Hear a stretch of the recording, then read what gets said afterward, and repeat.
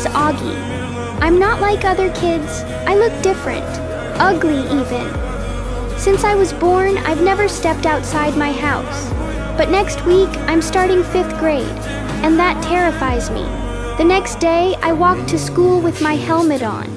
As we entered the school, my dad encouraged me and gently took my helmet off. With my family's hopeful eyes on me, I walked inside. As I passed through the crowd, kids stared at me with strange looks.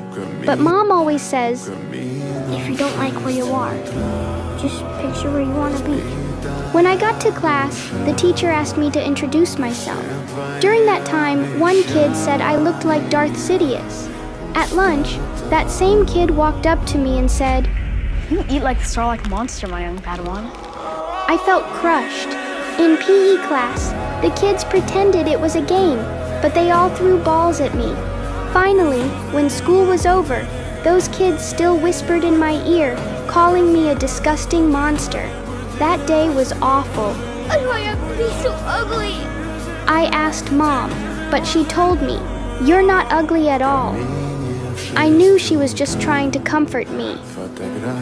The next day in science class, my desk mate Jack didn't know a single answer. I let him copy my test, and because of that, we became friends. Until Halloween. I dressed up as Ghostface to surprise Jack, but by accident, I overheard him talking to his friends. If I look like him, I think I'd kill myself. My heart shattered. From then on, I didn't want to speak to Jack anymore. One day at recess, I saw Jack fighting with his friends. I didn't know what happened between them. Later, in an online game, I got a message from Jack apologizing, and I forgave him. We became friends again. During a school field trip, Jack and I were walking together when a group of older kids came up and mocked my face. Jack stood in front of me, protecting me, but they shoved him to the ground.